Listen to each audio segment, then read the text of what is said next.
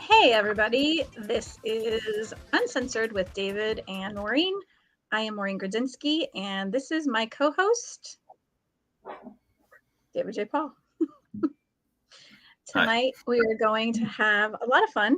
We have some great guests with us. They are a little rowdy already and we have talked to them for a few moments. We have one that I don't know, you may or may not recognize him because he's not himself tonight.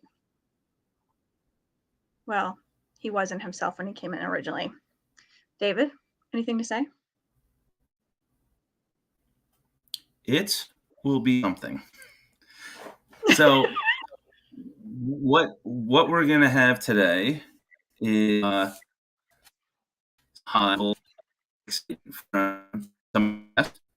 Your internet is horrible, by the way. My internet? Yeah, you were okay. Now you're good. Is this better? Yes, much better. Thank you. Oh, okay. Good.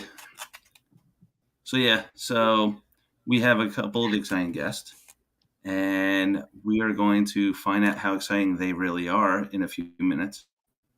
And we finally have Kelly Weaver coming on the show tonight, which he had technical difficulty a few shows ago. So hopefully his difficulty is there for the show, and we could talk to him for a little while. And we're going to have the great Sebastian Vega, who's going to be on. I know he's a major fan of Darth Vader, so let's see if Vader's coming in with him tonight. So why don't we bring everybody in and then we can ask them questions and see how they got to where they are and see where they would like to go from here, probably off the show. But we'll have a lot of fun with everybody tonight and we'll see what we can get out of them. Yes, your internet is in and out. Melanie's correct. Hi, Melanie. Hi, Ron. I think that's all I see here so far. Okay, so let's bring them in. We have Austin JANOWSKY. Hello. Hello. Hello. Hello. We have the beautiful LEORA. And hello. Sir, can you please turn around so we can see your face? I've been expecting you. I love it. All right, enough terrible bits out of the way. Hey, gang, I'm Sebastian Vega, local scrub, self-described comedian, all that jazz. I love you. Thank you. So wait, you can't say, Luke, I am not your father. But can you tell me there's some legalese back and forth with intergalactic court. I only get them half the time, and I'm not supposed to give all those details, so better keep it to myself. Okay, so you can't really speak on that. No. Okay, so we'll move on. Okay, so who wants to start? Should we start with Austin? We'll start with you because we didn't even get a chance to talk to you before the show began. We're waiting for one other person. Right about that. You want to tell us a little bit about yourself and how you started in the industry? Which industry? Film? Going to kindergarten. Oh God, I can't remember back that far. So high school, I had two main things I liked. I liked drawing because I liked comic books, and I was in theater all through, but most theatrical. But I lived in upstate New York, and I thought there's no way I'm going to do film, so I kind of fell in love with comic books, and I've been doing that for about 29 years. I've worked for Marvel, worked for DC, I've worked for Image, pretty much all the main ones over the years as an inker, and then transitioned to a full artist and writer. And presently, I've got a couple of books. I have an all-age series through Scout Comics. Graphic novels went in bookstores last Christmas. I have a zombie series, Zombies Were Human 2, that's out now. And I have a couple more that's going to be being published by different publishers next year. And that's why I was actually running a little behind. I'm a guest in MegaCon this weekend in Orlando, so I'm kind of frantically trying to, I always do this every year. Like, I got plenty of time. It's like, oh my God, I got 2 days. So doing comic books and my backup plan while trying to break into comic books was graphics. So I did it for about 6 years. And then when I moved to Florida, I worked for Lockheed Martin. I worked for Disney. I worked for Universal. I worked for Warner Brothers. And I was an art director and I was a creative director. And I retired about 6 years ago. And then I found out, oh my God, you can actually be an actor and you can do film stuff. I didn't realize that was actually possible. I could be in LA or New York, but it's all over. So I just kind of decided to dip my toe in the water for 3 years, see how it was. And now I've been lucky. I'm in a new Apple Plus series with Vince Vaughn called Bad Monkey. And we got a movie through Netflix coming out later on the year and one through Lifetime. And just, I don't know what I'm doing. I'm just enjoying it. You're just doing it, huh? Yeah. So, good for you. That's awesome. I love Vince Vaughn. Oh, me too. It was so cool. I didn't get to work with him, which was kind of sucky. I'm in the flashback part, so I was with Zach Braff and Rob Delaney and a bunch of others. So that was actually pretty cool. So that wasn't bad. You got to work with Zach Braff? Yeah, super nice guy too. Yeah, he was telling me all about Florence and the movie that is just coming out now, that he wrote and directed. And he was telling me about trying to deal with Morgan Freeman, and it's like, oh, we need more than one take, and he's like, oh, you know. So, well, yeah, kind of. I mean, it was great. Apparently, and I'm just like, yeah, okay. Soaking it all in. Problems. So you said you're going to be at MegaCon? Yeah, MegaCon is the second largest comic book convention in the United States. And I get invited as a pro guest. It's my 21st year as a guest. It's local for me. I live in Tampa. So I'm actually, let's do whatever. When I was younger, San Diego, I did all the major shows over all over the place. But now I just do Mega and I do a couple others now. I don't quite do as many as I used to. So, but yeah, it's a great convention. There's going to be about 350, 400,000 people this weekend. It's going to be insane. Just crazy. We were planning on making it down there, so we'll see you there. Oh, that'd be great. Yeah. Be nice to see people. So, LEORA, you want to go next? Sure. Okay. So, nice to meet you guys, Austin. Nice to meet you. I'm basically a street kid / country girl growing up. I took some martial arts, and in my background, I had military, police, and security, and also security supervisor. Right now, I've been doing my own armed security contract service. So if anybody out there needs to hire an armed security officer, let me know. I do travel for that to hire. Yeah, probably from you. You left a mark last time in David's picture. I mean, Kelly's picture. Right here. Sorry. It's okay. Flesh.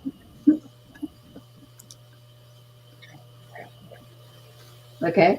Are we good? Did it. Sorry. Right. No, that's not it. So military, police, security. And now, Austin, you said that you have worked for Marvel. I'm definitely a Marvel fan. I actually wrote a superhero movie script some years ago, and it's kind of in the works right now. I have just recently invited producer and actor Mike Fox on as my co-director. And then I'm in the works of bringing on a producer to also help me for the movie. And then we're going to start building a website. And then, like I said, this is a superhero action, motion, sci-fi type movie. It's kind of along the lines of the Marvel, but like I said, this was written years ago. I finished it and completed it in 2004. And so basically I have been adding a lot of different things to the movie script, like mermaids, giants, off-world travel and things of that nature. So, you're always kind of adding and subtracting when you're writing a movie script, especially when it's something that old. And eventually I'll start doing the casting. So we're just kind of putting things together right now. And I can't really mention the producer that's going to be coming on right now because we're kind of in contract mode. But I'm really excited about this because I actually play one of the superheroes. And I would like for it to not only be a movie, but you mentioned comic books. So I see this becoming a cartoon and then eventually maybe a comic series, something like that. So I'm really, really excited about that. That sounds amazing. It's interesting. There's a bunch of the film people I know now that they knew I do comic book stuff. They've always asked, can you adapt the film or do an adaptation to kind of help get into shows and do as other marketing. My company does that right now. So yeah, by all means, especially if you do it. Yeah, I'm pretty excited. It's probably going to be a big budget, but you know, I have big dreams, and this has kind of been sitting on the shelf for a while. Yeah, of course, it's copyrighted and all of that, and I have some of the costumes for the superheroes already drawn up. So, like I said, I'm really, really excited to see like how this is all going to come into play, and yeah. So I don't know how much you want me to talk about myself, but that's all I can say for right now. I know you want to go over to somebody else, probably Sebastian. Well, I'm the only other person, so I will defer my time for a moment so that I can ask a follow-up question. You said you wrote this in 2004. I assume you continue to, over the years, revise subsequent drafts, make additions, but the core story itself was finalized in 2004, give or take. So my question is, what were your inspirations or references that you pull from for this story as far as like comic books go? Generally interesting. I've always been a Wonder Woman fan. If you guys remember Linda Carter, you know, I grew up running around the house, you know, pretending like I was Wonder Woman. So that was like my biggest. Did you do the spin? Did you start spinning? I did. Oh, dude, I got like, yeah, I did. Let me just say that I did the whole spin and everything, and then I have like this aluminum foil where I would like put it on my wrist. It's just stupid stuff, you know. No, that's wholesome. That's soul. That's good. Yeah. And I always got in trouble because I was always like beating my brother up, you know, pretending like that was strong. I did the same thing with my brother and Star Wars and lightsabers. Yeah.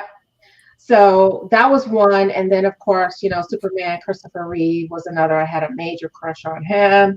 But you know what? But I've always been the type of person where I was, like I said, I'm a Marvel type person. I love Marvel. I think I've watched just about every Marvel movie there is to watch.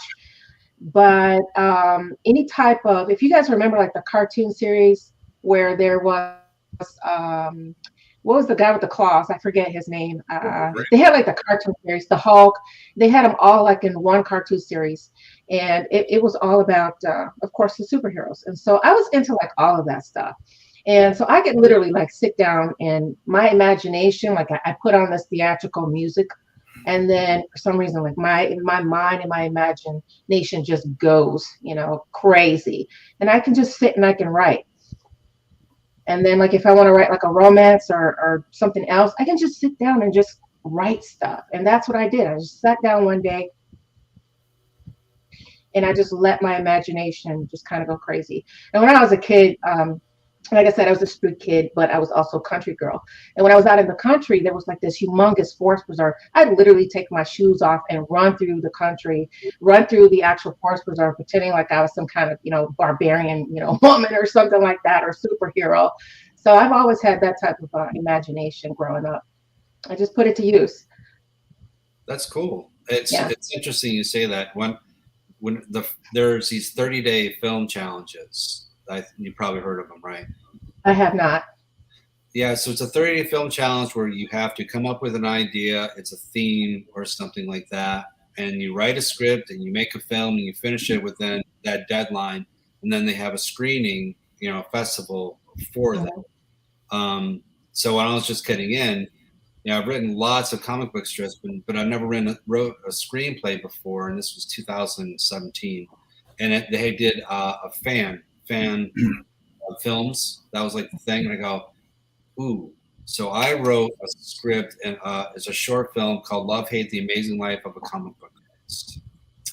I dug really deep for the role, Sebastian. I really just, you know, and I just want to be able to write a script and act in it and make a film, and that's kind of what I did. So, and it's funny because now I'm talking with production companies. We're going to do a feature on it. We're talking budgets and whatnot, and kind of figuring out how to go about doing it. I've already got a convention that we're going to be filming part in. It's basically kind of an homage type style to Kevin Smith. You know what I mean? It's going to be that kind of comedy to it. It's really It's about but a 90s Kevin Smith, right? None of the new Kevin Smith stuff. no old Kevin Smith. Okay, yeah. good. A huge fan of 90s Kevin Smith stuff. Yeah. So it's basically you have an old comic book guy. He doesn't do shows or appearances because of all the crap that goes on, cosplayers and the free guys and the complainers and everything. But the publisher's making him do a signing, otherwise they're not going to publish his book.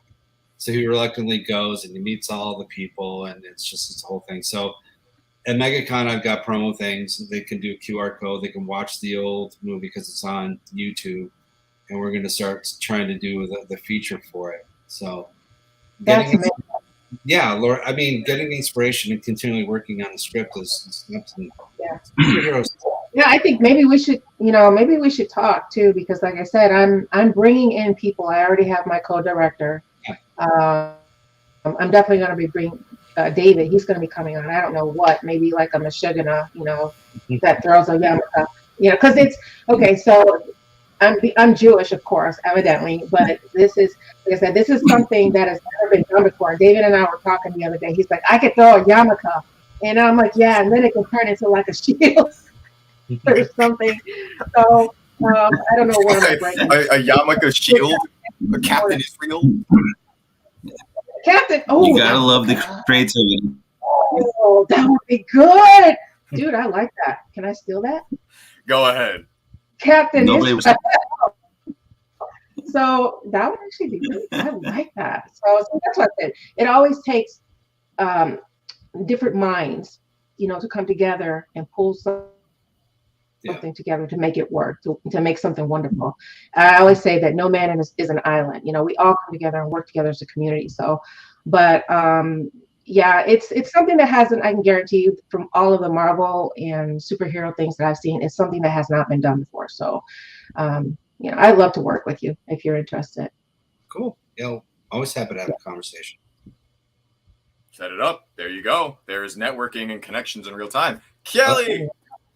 No, continue. Kelly Weaver. Oh. Keep going, Sebastian. Okay, well, I suppose it's my turn now. I hear everyone. Okay, stay with us. Tell us all about yourself, Sebastian. Let's hear it.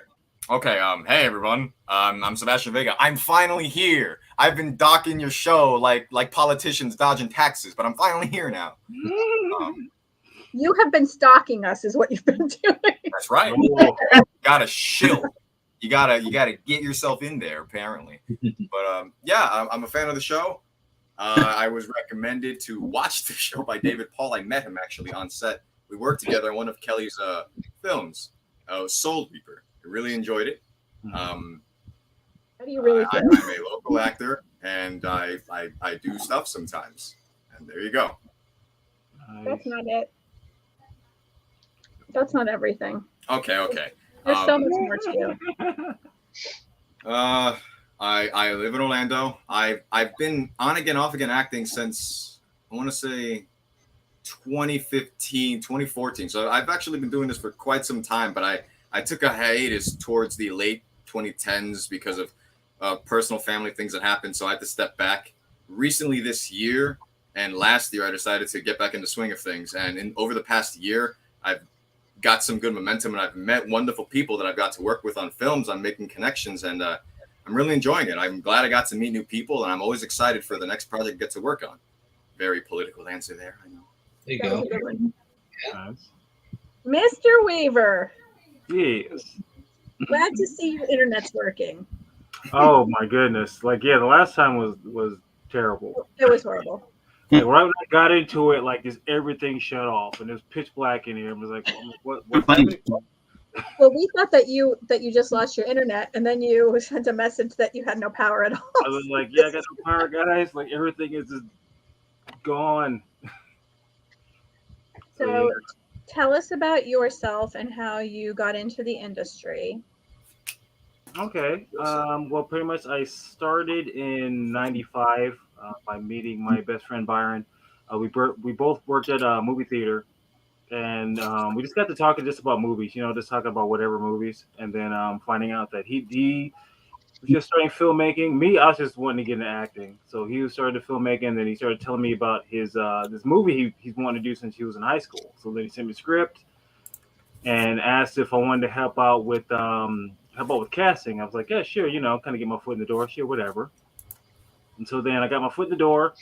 I helped with the casting. I was like one of the readers during the casting call. And then one of the roles that did get cast, that guy moved out to LA. So then I asked his casting directors, like, hey, is there any way that I could read for this? Just try out, like, whatever. If I get it, cool. If I don't, whatever. So then I read for it, and pressed the casting director. Like, and that day that I read, like, I walked out, and then he came out of the casting room and said, like, you got it. I was like, what? And so I did the movie, which was a blast. It was a depressed vampire, which apparently I must have did really, really good because we got an article in Fangoria. If anyone's read Fangoria, we got an article in that, a review of the movie, and the article was like pretty decent, low budget movie. I like the story. That guy who's playing Nathaniel, get that guy a beer, because I was feeling his depression. I was just like, wow, it's like that was just awesome. So after that, I was expecting, like, to probably continue to get some dramatic roles. That wasn't happening. I was cast as either the token black guy, or the best friend, or the instigator in the back, like, oh, don't let him talk to you like that. Oh, man, you better do something. I was getting cast in those roles over and over again, which I didn't mind, which were fine because I was getting roles. But I noticed I was getting typecast. And I like doing comedy, but I also like doing drama too. So I talked to my best friend, and he told me, he's like, hey, like, you've been on enough sets, you know what to do. Why don't you just do your own stuff? I was like, okay, that's a good idea. So I started my company in 2007. Very, very nervous, very freaked out because it was just me, because my friend moved to Seattle, which is ironic because that's my hometown. I'm from Seattle. So it's kind of funny that we switched places. And 2007, cast for my first film. And it was a bad experience because it was just my first thing. I thought I knew what I was doing. I didn't. I was just so nervous. So then I took like a year off. And then in 2009, I was like, okay, we're going to try it again. But this time I'm going to try, smaller. I'm going to go small film. I know what I need to do now. And then since 2009, we've been off to the races. That's cool.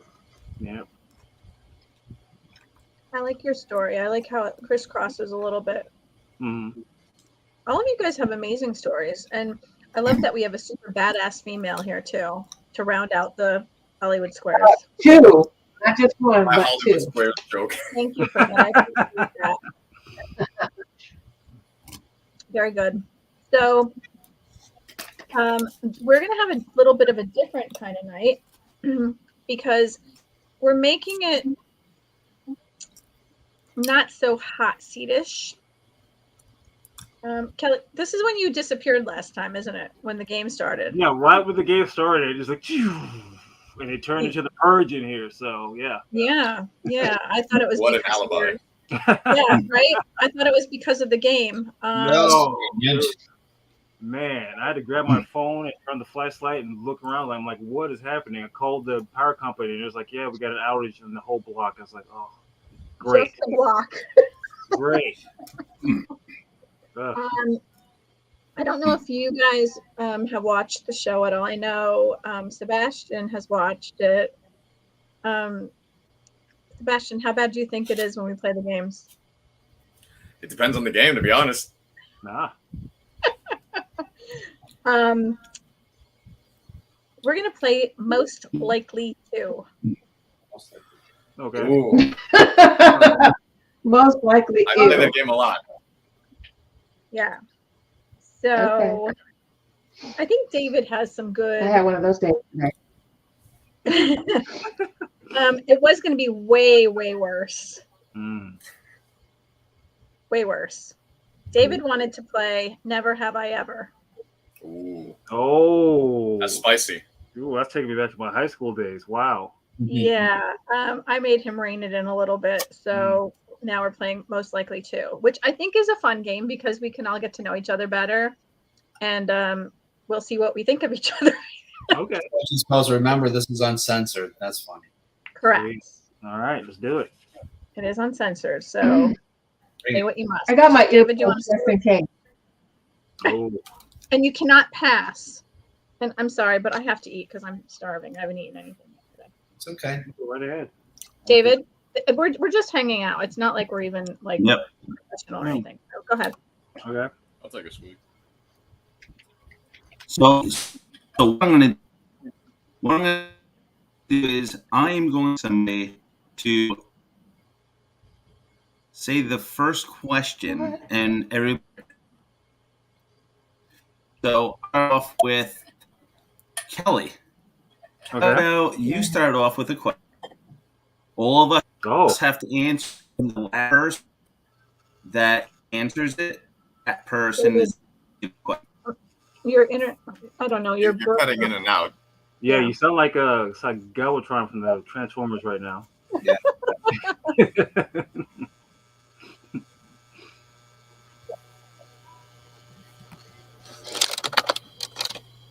So we know that Kelly's going to start something, but Kelly, please don't just start anything. Okay. I gotta think of a good question. More than likely to. Most likely to. Most So likely to. who's the most likely to do? Most likely to do. Oh man. You put me on the spot. I can't think of anything good. I was actually gonna feed off of you guys. I got nothing. Well, we know you're creative, so Yeah. That's a good one. Sebastian, help me out here, man. we Let's can't see. use him as a lifeline.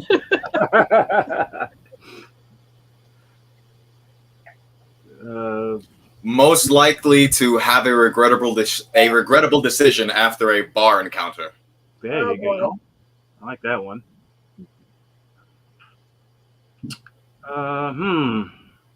Well, me, I'm pretty mellow, pretty chill.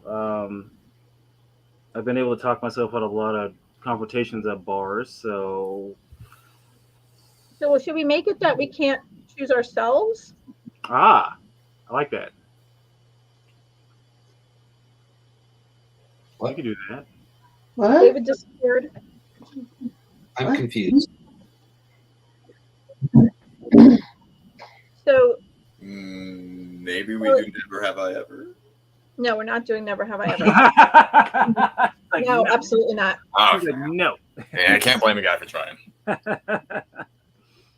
So Kelly, Yes. you're going to have to choose Mm-hmm. who you think Mm-hmm. that would be. I'll go with Sebastian. Good choice. Very good choice. I can attest to that. Good deal. Do you think Sebastian is the only one? Oh. No. Maybe David. I can see that. Maybe. I can see that. I could totally see that. Yeah. Nope. Can't hear you. Do you think that there's one more than the other that would be worse? But you said regrettable. I regret nothing. He's like, I regret nothing.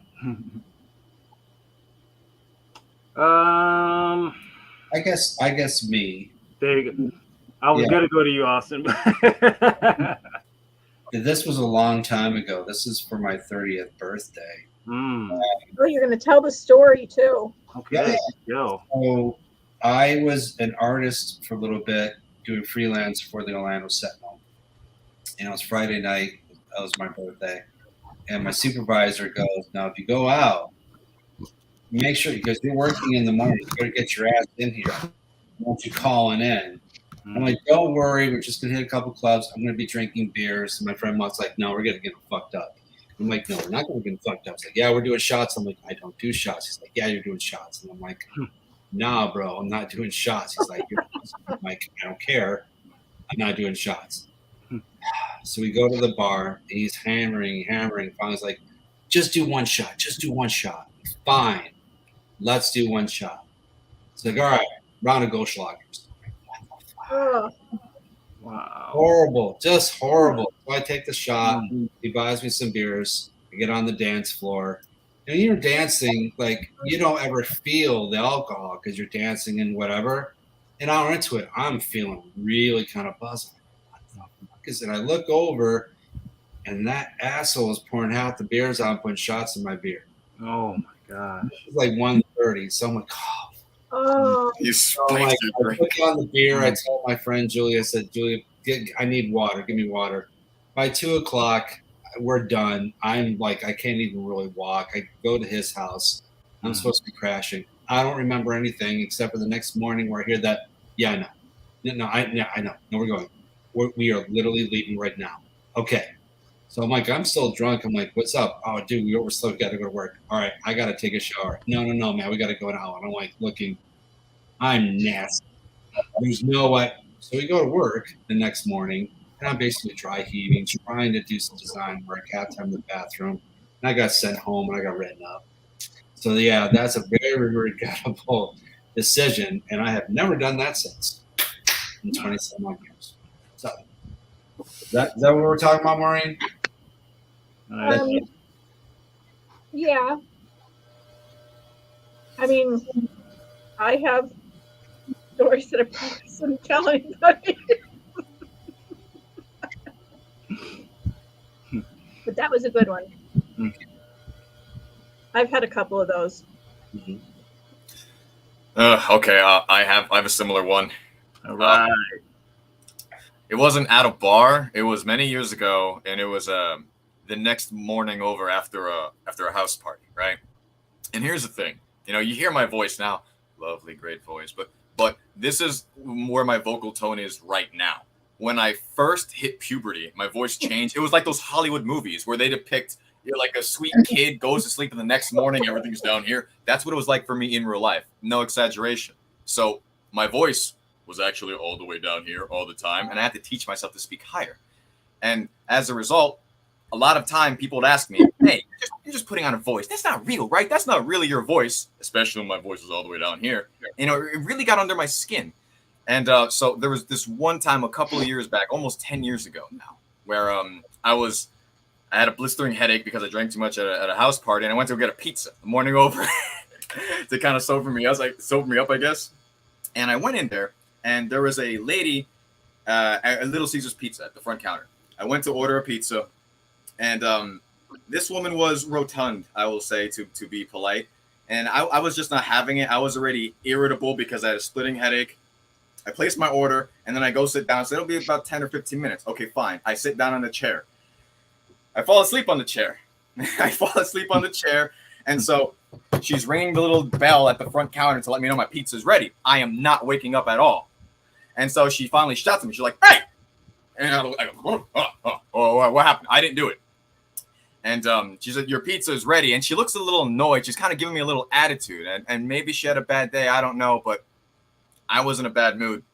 And I didn't like the attitude she was giving me. She was being a little mean with me. Mm-hmm. And so as I'm going to get the pizza, she asks me, I just got to know.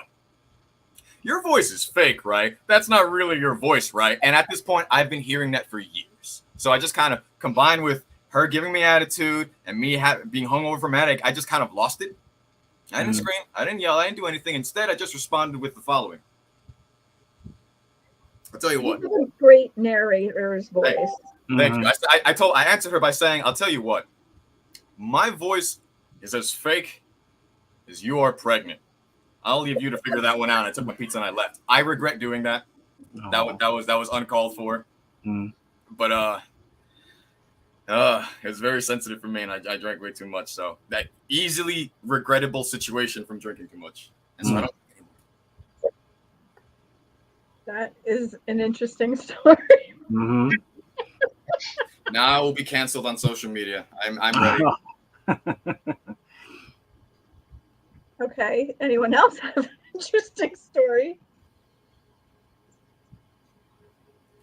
I don't think so.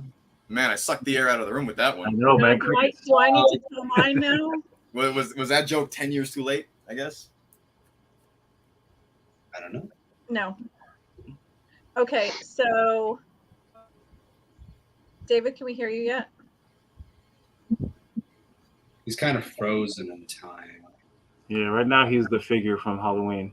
Oh no. All right. I'm just gonna get him out of here, and then he could sign back on. Speechless. I almost clicked ban from the studio. Ooh. Woo. I'm sorry. Whoops. Okay, so who wants to ask the next one? What's the parameter again? What are we asking? So we're going to ask, like, who's the most likely to do whatever? Okay. Who is the most likely to leave their friends when zombies are about to attack? Okay, so do you think that we should all vote? Yeah, whether it's likely or unlikely. Okay. Like, who would be the one? Who would be the one? Mm. Yeah, I'm gonna go Sebastian. Yeah. Beat me to it. I was gonna say that too. We have little faith. I've watched so many zombie movies. I'm the person to follow. I know exactly what to do. There you go. There Okay. you go. Anybody else? Okay, so Sebastian. I've watched a bunch, and I've actually made a couple of a series. So I wouldn't leave. I'd be staying and helping. I'm gonna go with Dave. Better. A lot better. Wow. Wow. No. I know. I don't know what you got. I don't know what you did, Kelly, but you probably put some of that paranormal stuff from your series into my phone. Something, because someone didn't want you to say anything, I guess. Third time's the charm. There we go. All right. So I know I missed a lot. So what have we been doing? Well, we think Sebastian will be the one that will leave their friends behind if the zombies are about ready to attack. I think it's David. I don't think so. I do. All right. So Kelly and I heard- think Sebastian. So Yeah. I heard the middle of the question. I didn't hear the whole thing though. okay. Who would most likely be the person to leave their friends when zombies were just about ready to attack? Oh, easily, Sebastian. Yeah. This is a very good showing for me right now. This is my good practice when I got to go on Kimmel. Now I know what to expect. Universal dunking. I'm ready. But wait, Much better. here's This the is thing. much better. Here's the thing. It's not like you're running away. It's like you're like running saying, hey, we need to do this. You're trying to help them by showing them what to do. Now, if they don't take your advice, that's on them. You can only do so much. I feel like in the process of me doing that, especially with the tone I've set for myself tonight, I feel like me trying to guide everyone for what to do, everyone would just think I'm deliberately trying to lead them into a slaughter to scapegoat my escape. And that's just not true. You got to believe me, guys. Well, they're probably just bitter from the pregnant thing. That's all. Yeah, that might be it. Rumors. Now, what is that about the pregnant thing? I know I missed that. Yeah, Now we have to start all over with Okay, this. so I'll say it a second Bad time. name. Okay, you know, I'll show myself out. How about that? All right. After you tell No, me, we don't after have anybody you, to pick on. yeah, Sebastian, you can leave after you tell me about what happened with the pregnancy. You really want me to say that again? There Or are was you no just doing it pregnancy big? with Sebastian. Just do the revised version. Revised version. Yeah. It's in the VOD. So basically, he went drinking, woke up the next morning. He was hankering for pizza, passed out while the lady was making the pizza, didn't appreciate him not waking up. And then he said an unkind comment about something about pregnancy. Oh, yeah, that's Sebastian. Yeah. Yeah, really good showing. It Yeah. wasn't his finest moment, and he apologized. Yeah. I'm sure that person's not even remotely scarred. It's okay. No. Hey, I was told this was uncensored. Right? Uncensored. It's uncensored. We Oh, get yeah. honesty in here, right? Sebastian, she's got a fucking altar just waiting, just praying every day. If I find that, Yep. There you I go. saw pepperoni. I still think about Just that at night. feathers from a raven, hieroglyphics, her mother's expired beautician's license Mhm. on the altar. You just created a villain origin story there, buddy. There you go. Yep. Kelly, Well, there's a new show to make. There's a new one right there. now we got someone to put in super. Yes. There's the plug for David right there for tonight. Yep. All right, Laura, I think it's your turn to ask a question. David? Oh, okay. So we could ask any question, right? Because when I couldn't hear you guys, I don't know if we're still on the same topic or not. No, It's still who's the most likely to. Okay. So in this group, who is the most likely to This should be good. walk outside in a crowded place, greeting people, shaking hands while you're naked? Sebastian. Let's unpack that one though. Like, hold on. Sebastian. What do you was think, the thought Sebastian? process with this question? Sebastian. Yeah. Oh no, I mean, this, I'd do it. That's so true. See, I said he'd do this it. is David all the way. He's asking a question just because he wants validation, because he's dreaming of. David. Absolutely. It's David. Oh yeah. Look at him smiling. Of course it's him. Look at that. He knows what he's doing. Yeah. Yeah. Melanie said you. That's Even our people that are watching are saying David. Yeah. Yes. I can see it. Him David. walking out there with his birthday suit. Yeah. Yep. Yep. Singing Baruch Atah Adonai Eloheinu Melech haolam as he's shaking people. You know, it's funny, See, he's blessing them in Hebrew. it's funny that you bring that up because you know those pads that you get in the bras that you could take out. Oh yeah, I last week, pain in the ass. Yeah. I know they're terrible. I don't know why they put them in bras for women who have bigger boobs, but my son used to think that they were yarmulkes. Oh wow. Wow. So he would run around the house asking if we were going to play with the dreidel. Oh my God, that just reminded me. Okay. A friend of mine. Wait, when we were kids, a friend of mine made like this football uniform. He had a jersey and he wanted to have shoulder pads, and he used his mom's bra padding. I never really knew what the hell that was, but those were the things, the inserts, That right? you take out. So it's like Yeah. Kids are stupid though. I mean, they were huge. So imagine what she was, the lady from Little Caesar. All right, we'll bring it back around to that. Okay, fine. I have a similar story like that. You guys remember? You ever go into a toy store like Toys R Us and you see those plastic tubes with full of like water and colored sparkles on the inside and stuff like that, right? I don't know what they're called, but those. Yeah. Me and my older brother, we were wee lads many years ago. We were staying at my aunt's house, and we're nosy, so we were looking around in her house, in her room, just looking for anything cool. And we went in her drawer, and we thought we found one. It sure wasn't one of those. That's all I'll say. Oh wow! Oh no! Yeah, so it's very formative childhood memory for me. Oh wow! That's traumatizing. Man. That's very traumatizing. Wait, you're saying we lads? Was this like last week? We lads? Oh, okay. I see what you guys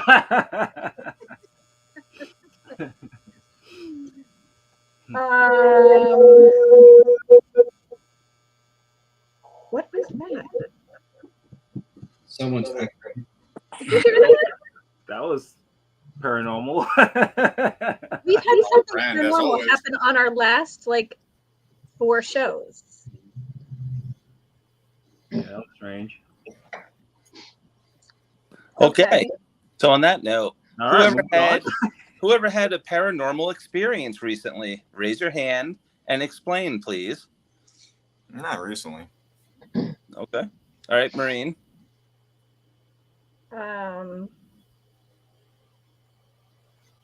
All right, so I'll explain the crazier of the several. I mean, I'm a psychic medium, so I've seen spirits since I was a kid, and I deal with them daily, so it's not anything abnormal. but I was asleep one night and I heard footsteps. Not footsteps with shoes. It was more like footsteps with socks. But it was heavy enough that it woke me up. And when I turned to look out my door to my bedroom, there was like a 4-foot being at the top of the stairs. And it wasn't a shadow and it wasn't a person. It was kind of like shadowy, but the outside of the person looked like an oil puddle, like the edge of an oil puddle. You could see all the rainbow with the edges kind of sprouted out. It kind of looked like that. And it was just staring at me. The dogs didn't go crazy. So there wasn't anything to be worried about. It wasn't a negative feeling. It just kind of stood there. And then something smaller was standing next to it after a little while. And then I just kind of went back to sleep. It's just a regular day in the office. Yeah. But it was literally like the day after. It was all over the news that there were, flying objects being shot down. Well, Okay. that sounds fun. Sounds great. Shut up, David. It sounds like Sebastian. Yeah. Well, you got a target to shoot. Yeah. No, I'm sorry. Kelly, your turn. I saw that hand waved. Okay. This one was a little freaky, but it's understandable because of this, what I do, what I used to do. This gives me chills just thinking Put it about out there. It's uncensored, Kelly. Speak. It's uncensored and we're weirdos. Yeah, it's totally giving me chills just thinking about it. It's one of those things where, because everyone's heard about sleep paralysis, right? Yep, had it. Yeah. Mhm. So this happened like, I guess it wouldn't be recent, but still, this happened like a month ago. To where I woke up having sleep paralysis. Like I knew I was up, like my eyes were able to move, but my body couldn't move. And like I felt something like walking. I could feel something like walking on my bed. And with my eyes, even though laying like this, my eyes, I was able to look towards the door, and there's just some guy, man, something like almost like a shadow figure, standing at the door. And it got weird because he was standing at the door, like I couldn't move. I felt something walk on my bed, and then like one of my old dogs who passed like years ago, like appeared next to me and growled and scared whatever that was off, and then I was able to move. It was like the weirdest experience like I've ever had. It was just so weird. So was your dog the one on the bed? Because I think feel like that's who walked on the bed, because say like he was here and then he walked over me and went to the right and sat down and looked at whatever that was at my door and scared it off. Yeah. And what was the guy at the door like? Was he?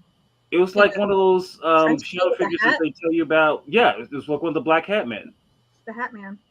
Yeah, so I saw this total black hat, and like my dog it was the freakiest thing. Just my dog who passed like years ago just appeared and like sat on my right and just scared him off. So it was one of those things in the morning. It was one of those things in the morning. I was like, okay, did that just happen? Because what?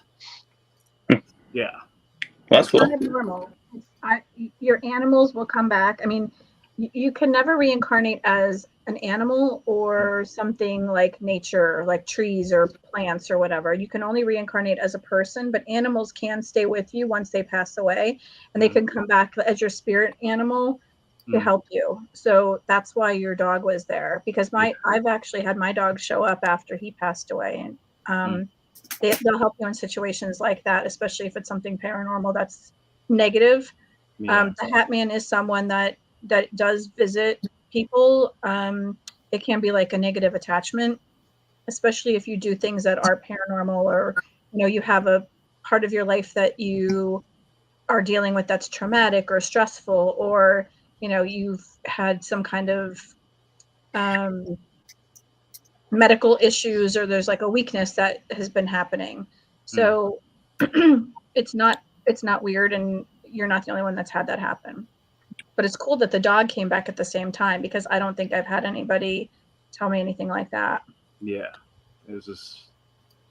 That's cool. Yeah, It's really awesome.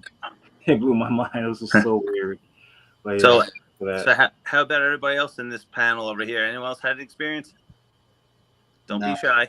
I have. I'm Puerto Rican. My family. I come from a line of no longer practicing. I guess you could say spiritual mediums. We called it brujeria because that's just. I guess that's what they called it. That's what they thought it was. My grandmom was the last one. She since then converted to Christianity and stopped practicing any of that and stopped channeling spirits. Back in her day, she had a shack behind her house in the mountains where people from the town, they would come in and they would ask her to channel spirits of the dead loved ones so they can have another opportunity to talk to them. My father was there and he saw a lot of that and it terrified him. But it was a good thing, but it was still terrifying him. Anyways, fast forward years later, so now I'm there with my father and my brother. She is now unfortunately deceased, but the shack in her house is still there. The family doesn't go in the shack. They say it is a bad place to be. There is negative energy there now. You should not go in there. But you see, I'm stupid. So I go in there anyways. Me and my friends and my brother, we go in there anyways because we don't care. And we go in there and it's really underwhelming. It looks dirty. Benches are turned over. Don't think anything about it. We just go on with the rest of our day. Fast forward to the middle of the night, 4 a.m. I get up because I got to go use the bathroom. I notice that my brother is up, but he's not saying anything. We were laying on the floor because we just recently moved in. We didn't buy mattresses yet. So he just was sitting up on the floor, pitch black, middle of the night, 4 a.m, not staring, not saying anything, staring completely forward, not responding to any stimuli, sound, nothing. Just completely stuck there. I was terrified. I didn't know what to do. So I just went back to sleep. And I woke up the next morning and I asked him about it. And he had no memory of it whatsoever. He could have been pulling my leg, of course. I don't really know. But it was really scary for a few seconds there for me, to be honest. So was she a bruja? Yes, she was until she stopped and she converted to Christianity. I don't feel like she was negative. I mean, like a bruja is just a bruja. It's just a witch. Yeah, she's a witch. And I mean, you don't have to be a white witch, a black, a dark witch. You could be a gray witch. I don't think that that's what that is. I think that maybe there was something else that was going on there. I agree. The family thought so too. That's why they said, "Don't go in here anymore. It's off limits." We didn't care. Yeah, I don't think that it was like a negative place. She was doing her thing, I don't think that that's what it was. Well, that's comforting to know now, but it sure scared the lights out. It'll scare the shit out of you, yeah. So Austin, Leora, any stories? No. Oh, Did you just say no? Story? Did you just say no? Austin said no. Yeah. I do. I've had a lot of experience, like you, Sebastian. So I'm, of course, Jewish, and I have a very strong faith in God, and I have for many, many years. I see the good, bad, and the ugly. And what I mean, like I've seen manifestations of all kinds of crazy stuff, both good and bad. And my strong faith in God. One day I was really kind of going through a really hard time. And I mean like a really, really hard time in regards to like my children and my ex-husband at the time. And I was laying in bed and it was in the wee hours of the morning. And I just was like really tired, just exhausted, just from everything that I had gone through and was going through. And we read what's called the Torah, but also we read what's called the Brit Hadashah, which is kind of like the Torah and the New Testament and the Book of the Prophets in the Jewish culture. And these are for like the Messianic Jews, not the Orthodox Jews. And so anyway, I woke up, I was just kind of opening my eyes and I literally felt God's presence in my room. Not only did I feel his presence, I knew it was him. And there were 2 angels standing at the side of my bed. And one was a dark angel, black angel, and one was a white angel. Okay, Caucasian. I don't want to offend anybody, but that's what they were. And they had like very curly hair. The Caucasian angel had like a golden, short, curly hair, and they were dressed in like all white, and it was their garments were basically glistening. And I just kind of laid there because I had like peace, you know. Again, I was going through like a lot of things at that time. And as I laid there, I asked and I said, who are you? You know, I mean, I knew who they were, but I wanted to know like what their names are. And the one angel that had the golden hair, the Caucasian angel, no, I'm sorry, the African American angel. I'm just gonna say African American because I don't want to offend anybody. Okay. Answered. He said, my name is Strength. And then the Caucasian angel, he said, my name is Power. And so I noticed that when I got up in my heart and in my spirit, you know, during my prayer time, you know, God was saying to me, I have sent you strength and I have sent you power in order for you to continue on with your destiny, you know. So that was really amazing. Honestly, I've had a lot of experiences like that. But I've also had some really crazy, what you guys would call paranormal, like the angels and things that I've had those experiences. We call them like supernatural experiences with God. But I've also had like really funky paranormal things happen to me as well. And you know, I've been walking with God for a long time, so I pretty much like know, I can discern what's going on. I really like, I know in my mind and in my spirit like what's happening. And so that was kind of like one of my experiences. I'll never forget that because I noticed that, like I said, when I got up that day, I was able to go on, you know, that day, and I saw that things began to kind of turn around in my current situation, like I said, with my kids and my ex-husband at that time. So that was a really wonderful and good experience, I have to say. Incredibly fortunate to have an experience like that. Yeah. Well, you know what? Like I said, you know, you guys are who you are. I respect everybody and what they believe. For me, like I said, I have a very strong faith in God, and that's me. That's who I am. I love everybody, regardless of who they are. God loves everybody as well. So, you know, we show the love regardless. Amen. Amen. Well, here's the next question, Ray. Who, if you have a superpower, what power would it be and what would you use it for? I'll go. Oops. Sorry, guys. Everybody calls you when you're doing a live program. It happens. It never fails. Leora, it's very chill here. Well, Leora, Yeah, guess what? Since you offered to say your power, we might as well hear it. Okay, one superhero power, correct? That Yes, would be what would you do with it though? Once you tell us what it is. okay. So it would basically be actually, because that's my superhero in my movie. This is one of my powers. It would actually be superhero strength, and basically, I would kick ass for all of the bad people doing bad stuff. You know, I'd be protecting all kinds of people, basically. You know, kind of like Batman and Robin kind of thing, Catwoman, you know, Batgirl. I'd be out there like pounding people. You know what I'm saying? Doing my best, you know, to save people. Yeah. That's good power. Okay. Yep. All right. That's all No you one need. else is. What? For me, I would want the Speed Force. I want Flash powers. I want to be super fast, but not just regular super fast. Specifically, the Flash with the Speed Force, because it's way more than just running fast. The Flash can do crazy things with the Speed Force. Rewrite time. He can vibrate his molecules through solid objects. He can just vibrate his hand and do energy blasts. And on top of the being super fast in particular. So specifically, I'd want that. Possibilities are Sebastian, we're limited. very excited about this. I've thought about that a lot before. I like comic books. I like them a lot.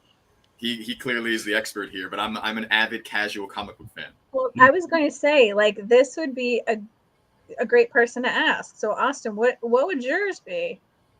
Oh, I've thought about this for many years. So it would be a superpower, but it'd also have a weakness to it. I would like the power to heal everyone but myself. Oh, that's good. I like that. Yeah. So being able to heal others and everything like that, but never being able to heal yourself.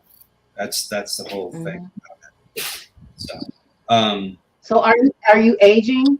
Are you? Yeah. Oh yeah. Still aging, or are you're not aging during your superpowers? You are aging. Yeah. Oh no, I'm aging, doing everything. I'm just able to heal. Yeah. Nice. Yep.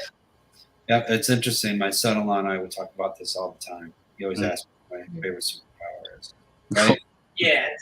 What's yours, Roy? What's your favorite superpower? To copy other superpowers. Oh, he likes to copy other superpowers. So he wants to be a mimic. Oh, that's cool. Right. Yeah. So what if I can do all of them? That's true. It's a very powerful person. Yeah. But is it that they're only copying when they're next to them, so they're like sucking that energy from them, or is it that they can copy it at any time? More like when I'm near other superpower or people, I copy their power and store that to save it for later. Right. Oh, so they store it for later. I like that. Oh, like the Superman villain Parasite. Right. Exactly. Okay. Yeah. What about you, Kelly? For me, it'd be Black Panther, because Black Panther is he's an all-around guy. So he's got speed, he's got strength, he's got brains. Yeah. And he's a born leader. So I'd do Black Panther. That's true. Nice. Maureen. I don't know if I want to say. Come on. Oh no! Come in, bro. I've said so much stupid stuff tonight. You're entitled to say something dumb. And you're the host. And Sebastian, we still have an hour left, so a lot more stupid stuff to come. I'm limitless with this. You know. I have so much stupid stuff in my mouth right now, Sebastian. You're in good company. I'm a reservoir of stupidity. It's there. It's ready to like. I think I would like to be invisible. Because I can still like pick. I could, open doors, pick locks. I can do things that people won't know. How about that's good, but you forgot something about invisibility. What did I forget? How about one slip up, like you get covered in flour or any kind of. Yeah, you can't get covered by something. Yeah. Same. Oh, that's true. Yeah. Well, Maureen won't be completely invisible anymore. You see, this is why I went with super speed force, because it's functionally identical. Go to your room. I'm just saying, you won't even see me there. But you know what? It would be nice if she had with her superpower, like if she did get covered with like oil or flour or something, that it would literally like melt right off of her because of some type of like force around her body. Right. Yeah, that makes it where nothing can stick to you. So regardless, you're still invisible. There's also you can't do with infrared. That's true. For infrared, they could see you. I was just going to say that your power gets defeated with infrared goggles. Yeah. So Maureen, what does that mean? Does that mean you're a good guy or a bad guy? I'm not. Yep. You'll have to tune in next week to find out. Next week when I answer the question. Yeah, we're definitely going to ask the question next week then. Okay, so wait, I have something still. Infrared, and we want to talk military here. Okay, a little bit police stuff. So you're talking about infrared, but remember how Superman, I think it's Superman, he couldn't see through solid steel, correct? Mm-hmm. Or lead, right? Yeah. So again, with your armor, with your body armor, or whatever this you're having, that's going to protect you even from being able to be spotted in with infrared. Hello? Exactly. Right? That's your whole makeup. That's your whole superpower. Everything melts off of you.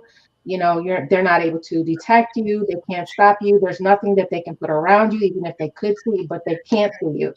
So This. that's it. Okay. Oh, mosquito. Sorry. Yeah, but there's also Man, you Mr. Miyagi the hell out of that mosquito. He did. That was crazy. you might think that you can't hide from bats or sonar.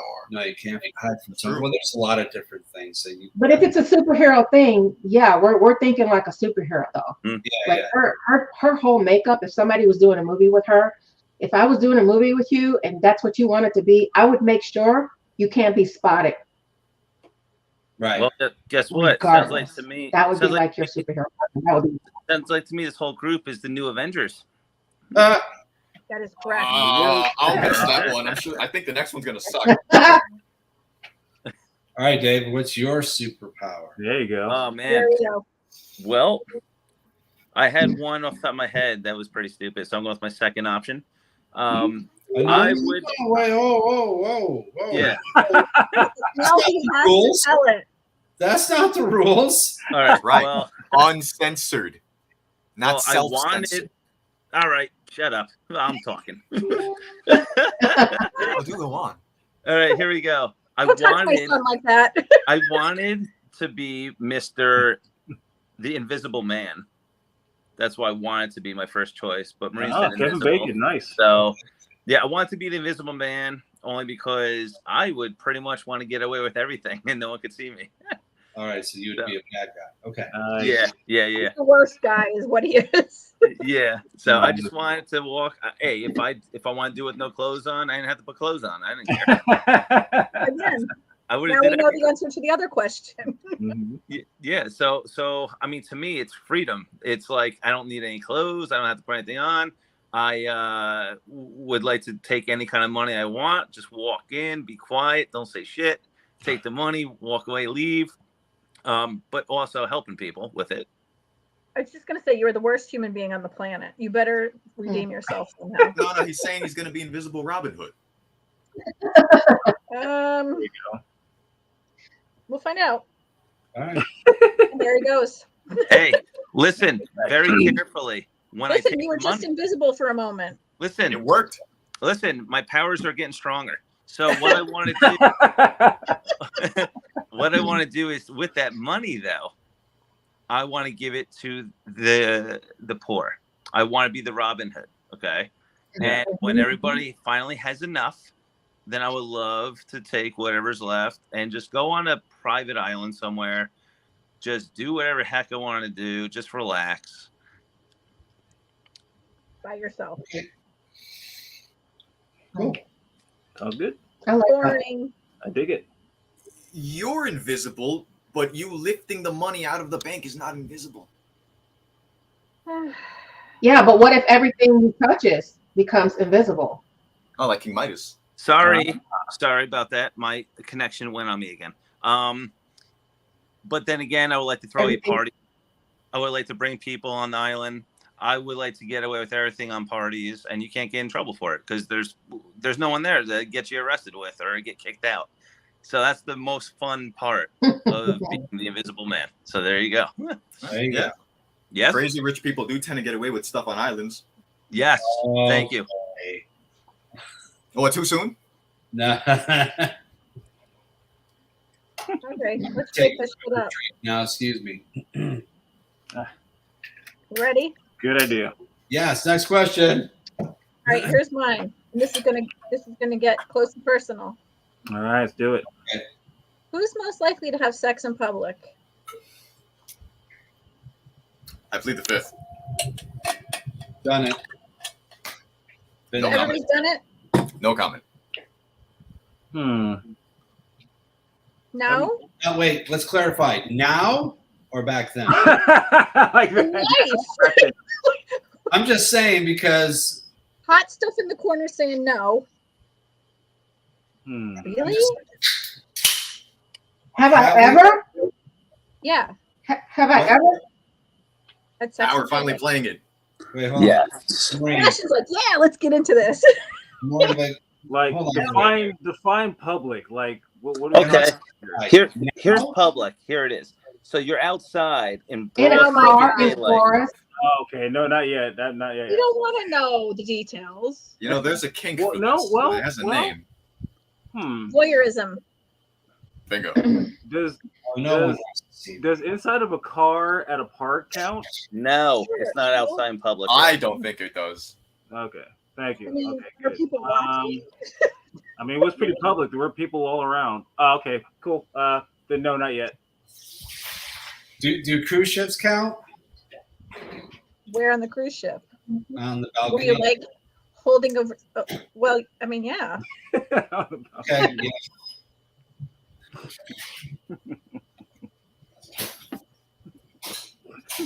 It's a cruise ship. What do you?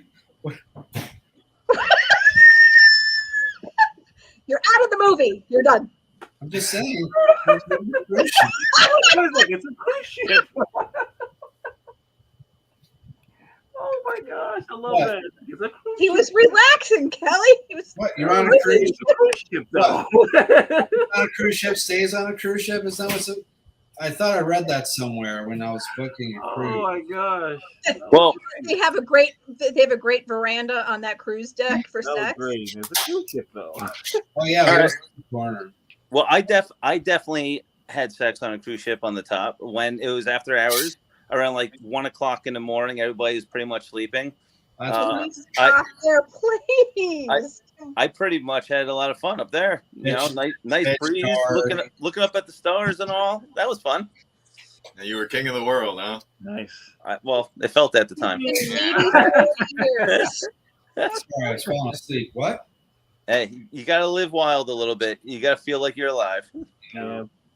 Oh god, that was funny. Yeah, I'm not doing that. Good for you.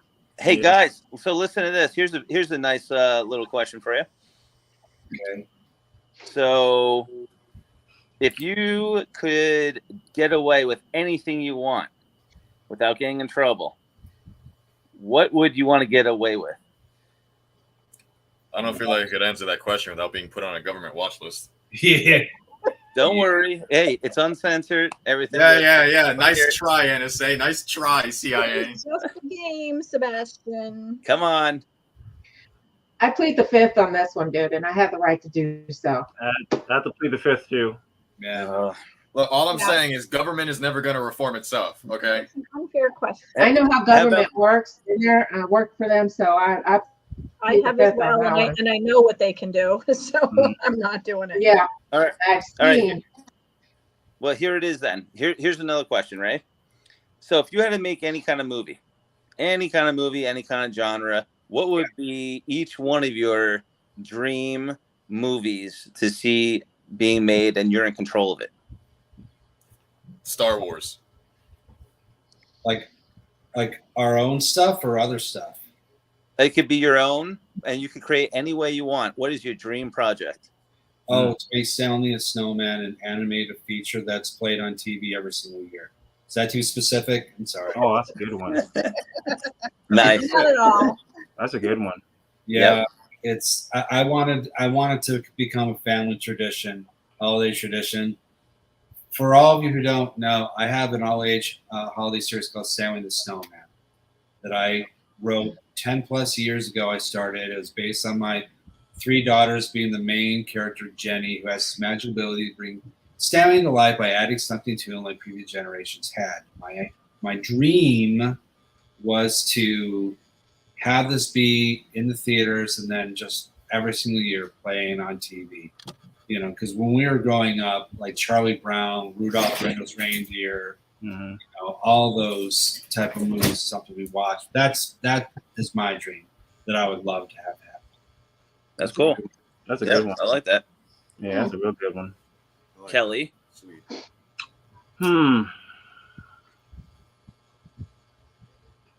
Well, for me, it's already happening, so I can't do it. Yeah, so for me, like it's already happening. That was, yeah. Yeah, for me, like Eli Roth already beat me to it, so I can't do it now. I love Eli Roth. Yeah, he's good. Yeah, he already beat me to it. I wanted to do a Thanksgiving movie, and he's doing this. It was like, no, he beat me to it. Oh, that's what I wanted. I wanted a Thanksgiving horror movie, and he's doing it. I was like, ah. Well, Sebastian, you And do Easter Bunny. yeah. Do a horror Easter Bunny movie. This is true. This is true. Does Bunny Man count? Oh, oh yeah. Because that's already happened. Sebastian, you said that your dream movie is to make Star Wars. It's already made, though. So what else would you want to make? No, I'd want to make another Star Wars movie, a new one, a good new one. But that aside, realistic, serious answer. I'd actually want to make a docudrama biography about the life of my grandfather, where I'd like. Oh, nice. Very Yeah. cool. Oh man, it's another good one. Anyone else? Leora? Okay, so mine would actually be. Well, actually, I have two. Can I say two or just the one then? Yeah, say two. Okay, so my first one would be I'd love to play like a queen elf. And she's like in love with this human who lives on a different planet. And I'd love to like be a part of something like that.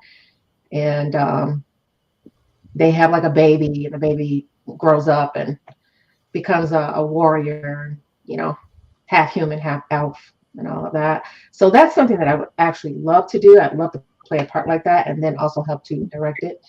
And the other one is I would love to play the role of like Nefertiti or Cleopatra, just like a different type, you know, just add not just the Egyptian stuff in there, but just add like more of a sci-fi, you know, special effect to it and actually play that role as well. Those are like two awesome things I'd like to do. I mean, I've got like so many thoughts in my head, you know, that I can just roll out there. But, yeah. Cool. Yeah. What about you, Maureen? Buffed, by the way. I have the exact movie that I want to do in my head, but I can't say it because I want to do it. However, mine's always horror. Horror. Always. I was going to say Halloween. They made 2 or 3 pretty good Halloween movies. That was kind of like my other thing. You know, and so that was kind of like, I would love to be able to make something from Forgotten Realms series. Speaking of fantasy, Okay. that would be really, really cool. They get a really good adaptation of like, you know, Ed Greenwood's or Ari Salvatore's storylines that they've done. Just gorgeous stuff. Just try to do something and do justice to it would be kind of cool. Nice. Yeah. So, guys, with your movies that you now said you want to make, who would you want to see as your lead actor or actress in it? So, do they have to be famous, or can they be somebody that's working their way up, or does it matter? It could be. It's your Like dream lead role. Like you could have anybody you want. So for me, I just thought of another one since that already happened. There's a series that I've always wanted to do. You know me, Brain's always going. There's a series, a horror anthology that I always wanted to do, and it's called Seasons of Death, and it would be a 12 episode thing. So each month is like, you know, like a different thing. So say for January, the movie has to be based around New Year's. You know, February, Valentine's Day, March, St. Patrick's Day. This been on and on for all 12 months, a movie each month, or a short film each month is to be an anthology. And in terms of dream guy, which I'm so glad I got to meet him. Like this is like my favorite actor, like who's up there, and I got to meet him too. Is Tony Todd. I would want to cast Tony Todd in it, in one of the episodes. That's cool. Yeah, he's like, that's my favorite guy. I got to meet him, and he's one of the coolest guys like ever. I got to talk to him for 30 minutes about the DMV. We weren't even talking about movies. We were talking about him going to the DMV, that was amazing. Who talks about the DMV for fun? that was blowing my mind. It's like I'm sitting here talking to Tony Todd about the DMV. Like we haven't even gotten to his movies yet. This is amazing. So yeah, it'd be Tony Todd for me. He was like the craziest that was one of the craziest horror movies. The Candyman, like Just sitting here talking to him, just about it was 30 minutes DMV, and then we finally got to his movies. You know, I was talking to him about Candyman. I was talking to him about the time he was in Hercules. You know, just stuff like that. And he was so cool and down to earth. Big dude. Yeah, he was a lot bigger than I thought. Like, he was looking down at me. That's how big he was. I was like, wow. Like he was a big dude, but so cool and just down to earth and just you know. Oh, hey, I'll be right back. I'm gonna grab his picture over here. Hold on. Okay. That's funny. And I'm back. Okay. So yeah, here we go. Oh, that's so Wow. cool. Yeah. Oh, so cool, down to earth, nice. That's what I'd go with. he is huge. I didn't think he was that big. And I'm back. But yeah. So who else is going next? I just had to get that out. I'm sorry. Well, if I don't play my grandfather, my dream actor, if I could pick one guy, I'd want Edward Norton to play him.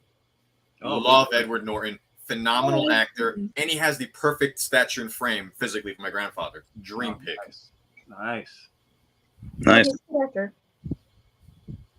Well, mine would be James Dean. That's hard to do. You mean anyone dead or alive? Depends on which James Dean you're talking about. There's one who's dead and there's one who's alive. The one who's dead. That's his idol. Yeah, the one that's dead. Okay. That's correct, Chris? Yeah. So James Dean would be the ideal. Okay. Who else? Nice. Are you talking about who you want to play you? Or Yeah, like your dream character. Yeah, your dream actor. Who would you want to play? Like who would you want in your movie? just to play in your favorite in your movie? Yeah. Okay. I was looking up something totally different. I was about to go off on this Indian actor that I'm hot for. He's just so gorgeous. But anyway. Well, then you can use that person because it's in your movie. Well, yeah. But I have to say, it would probably be Vanessa Williams. Oh. I like her. Yeah. I love her. She's the bomb. That's a good one. Actress, singer, dancer, you name it. You know what I mean? So, yeah, I love her. Cool. What about you, Austin? Well, mine's an animated film. I'm not really So be a voice actor. Having Rainn Wilson play Stanley would be pretty cool. Oh, nice. Yeah, that would be really, really neat because he could be super happy, but also have that attitude. Mm.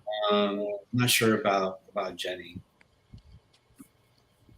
I don't really have an actress kind of in Selena Gomez would be good. Mm. She wouldn't be bad. Yeah, that'd be good. Yeah, those two. But no dream. I unfortunately no real dream. Whatever. It's interesting because a lot of these voice actors can do so many different voices. They're so versatile. Mm-hmm. There's a one specific person that's perfect for it. You know what I mean? Yeah. It would really have to see how the two work together, how they interact together in a relationship, and sound to really make it work. If they sound like a really great relationship, those are the two perfect people. For me, yeah. Mm-hmm. Well, what about you, Maureen? Okay, so my dream movie, obviously I can't talk about, but I think recently I've been really seeing this person's face a lot. And I remember watching a show called Girls, which was highly underrated with Lena Dunham. But the male character in it was Adam Driver. Mm. And he was an amazing actor. And I just kind of followed him. And I think that he is not seen as often as he should be. Mm.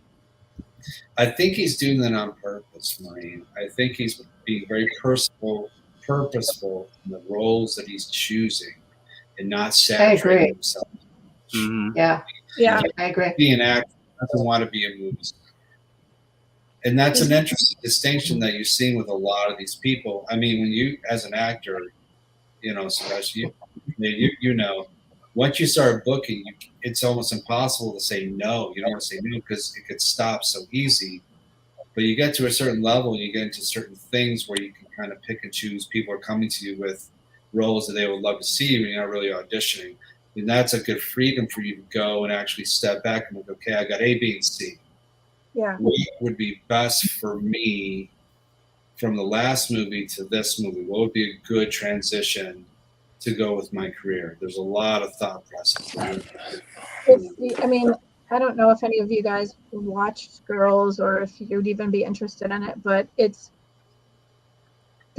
I mean, his acting in this is amazing. He runs the gambit with his emotions, and it's just so powerful. What's it called?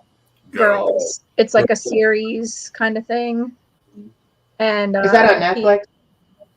I believe it is. It may not be any longer, but it's Lena Dunham and Adam Driver and Jemima Kirk, and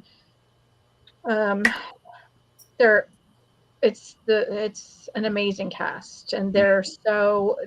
I mean, it's like watching a bunch of people that you know, and the character development's amazing, and it's like a bunch of actual real friends that are together, and it makes you cry, it makes you laugh maniacally. You're like, you know, peeing yourself. You're wiping your face with like this snotty, ugly cry, and then you're screaming at the TV because they're being horrible to each other at times, and it's like real life. It's interesting how you find some actors when they're just starting out and there's something about them, but you're not really liking the stuff that they're in. And then later on, as you see them, they kind of grow a little, they kind of work into better films that fit them. Yeah. And for me, Colin Farrell is just amazing now. I never liked him when he was younger. He was very cocky. It's like SWAT and Alexander, everything like that. But like the last movie that he was in, and in Burgess he was in, he does not take himself so seriously now. He really puts time into the craft, and it's really my favorite movie is The Gentleman. Have you seen it? Guy Ritchie's film Gentleman? Yeah, with Colin Farrell. I watch that once a week. It's it's a master class of acting, you know what I mean? And storytelling. The pacing is great. Everything about it. That really kind of sold me. And I'm like, okay, he can now pretty much play most roles. He's willing to change himself and put in the work to do so. When he was the Penguin in the Batman, at first I'm like, there's so many people that physically fit the role better than him. But Jesus, did he do such a great job. He really just did the whole, really study the character and everything like that. Mm-hmm. I'm a fan. And, you know, he was pretty disgusting. Seeing actors with raw talent that put in the time and energy to hone themselves, find their types, figure out what they're good at, and willing to put in the work to change themselves and be and challenge their craft is I'm all for it. I'm a character actor. That's what I do. I'm not a lead guy, and I'm okay with that. I'm perfectly fine with that. And I have a lot of respect for other character actors who really can mold themselves into something else. Mm-hmm. I pray I can scratch the surface of being that good as these guys. Yeah, I think that's important as well. Becoming the character that you are casting for is so important. Like seeing yourself as that person. You know what I mean? That's so important. Like jumping into it and just be the character, you know? So. Right. And have it fit the world that the character is supposed to be into. That's just important. You know what I mean? Mm-hmm. Yeah. Sorry, Dave, I jumped off that. I agree. No, it's all good. So guys, so let's see what kind of fear you want to conquer. So you have two options. Number one, you could scuba dive where there's great white sharks, or you could jump off an airplane and skydive. What would you guys want to do? Scuba dive with sharks. I'm afraid of Sharks. Yeah, no. Because basically jumping out, this is real good. That's basically going down. The whole thing. No. Nope. I wish I could. I honestly wish I could. But I know like 5 seconds, he's like, nope, done. And like that's it. Yep. So I could boop a shark in the nose. Boop, and just push him on his way. I'm okay with that. You know what I mean? You can't boop anything when you're jumping out of, unless the guy's behind you. You really don't want to push the guy behind you, then you're really fucked. Yeah. No, for me, a complete opposite. No, I'm terrified of the ocean. Absolutely terrified of the ocean. You don't know what's down there. We don't know what's down there. We know more about the moon than what's at the depths of the ocean, like said the Mariana Trench. No. Cthulhu's down there. All right, now hold on. Now you're adding more context, Sebastian. If we're like, hey, let's go jump in the Mariana Trench, we're just like, I'm like, yeah, Godzilla could be down there for all we know. I'm talking like Bermuda, pretty beaches. Oh, there's some sharks out there. We'll go swimming in that. That's okay because it's 40 feet. You can kind of see the bottom. But when it's like nothing, and like you've seen like the sharks coming out of the depths. Fuck that. Nope, that's a hard no. But if it's between that and jumping out of an airplane, I'm gonna have to jump in the water, unfortunately. Yeah. Okay. So I guess it's unanimous. Your biggest fears are diving with the sharks. Well, I don't care too much about the sharks. My thing, like I hate sharks. Let me just make that very clear. If I'm not packing a M16 going down, okay, hello. But my biggest thing is being able to breathe, or like you have to do all of these breaths or something like that with this big old holes in your mouth, and you gotta breathe through your mouth and not breathe through your nose. And so I have this thing about closed in spaces, because I feel like I would be too closed in being in the water and not able to breathe. And one wrong mistake, then so no thank you. You can end up with the bends too. I mean, like there's a lot there when it comes to scuba diving. There's more than just sharks. Yeah. True. Well then, yeah, and then also like on your way up, I know that you have to go up very slowly because something about the pressure, can kill you. Or that's what the bends. It's like you get the gas in your stomach. Right. Yeah. So. Oh, don't get me wrong. Both choices suck, but the lesser of two evils, I guess. Then that's the one I'll choose. Great question. I feel like I'm the only person here that wants to skydive, like is enthusiastic about the idea. We'll kick you out of that damn plane, Sebastian. Hey, Sebastian, don't feel bad. Don't feel bad. I'm getting in that fucking plane with you. Let's go. Wait, are you just gonna push me out like Maureen said? No. Set up. Well, I would sit back in the very end of the plane. Hopefully, everyone will forget me. So we'll kick your ass out too. Well, eventually, I will get my ass kicked out. I get very, very sick on boats and planes and whatever because I have an autonomic disorder, but I also have a heart condition, so I can't go on rides. I can't go on anything. So that plane thing, that's out for me. But I really am intrigued by sharks, and I think that they're beautiful.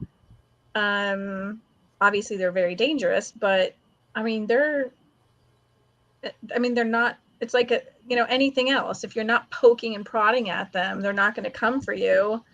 If you throw chum in the water and you jump in, then they're coming at you.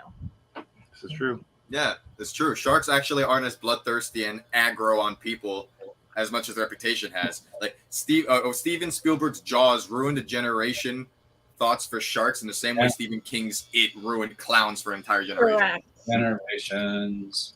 You have more of a chance of dying in a plane crash than you would being in the water with sharks. Well, I'll still take my chances in the plane. Thank you. Have a good time there. So, guys, I'm right along there with you. Where would be the most happiest place on earth that you would want to go? A tropical island somewhere. I'm with you. Puerto Morelos, Mexico is my favorite place. Yeah. Tropical island. Yeah. Probably back home in Seattle. What? It rains there all the time. See, that's the thing about it, though. That's like a misconception that it rains all the time. Like, it really doesn't. The wintertime, yes. But every other time, every other month, every other season, it's beautiful. It's beautiful. It's peaceful. There's so many things out there. Heck, it's a home for Nintendo and for Pop Dolls. But it's just, I'm telling you, if you go there, like, probably I would definitely suggest, like, stay away December, January, February. Yes, stay away from the winter because you're gonna get the rain and the cold and the snow and all that stuff. But March through November, chef's kiss. I never expected somebody to go Seattle. It's so beautiful out there. I'm telling you, just until you experience it, I'm telling you, it's so beautiful out there. Is that where you grew up, Kelly? You grew up there? Yeah, Okay. that's my hometown. Well, what about you, Austin? I own a cottage that's in Western New York, Chautauqua Lake. It's near Jamestown, New York. It's the only place that my dad and I ever got along for more than like a day. It was just so peaceful. A lot of fishing, a lot of good memories. The weather's great in the summertime. We're right on the water. Good fishing. So yeah, happiest places there. Nice. What about you, Sebastian? You actually particularly might know, or at least be familiar with this area. I would say Inglewood in New Jersey with my father for similar reasons as Austin's. Nice. In Jersey?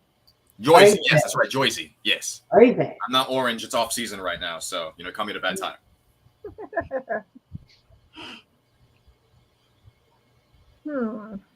What? Okay, so let me think.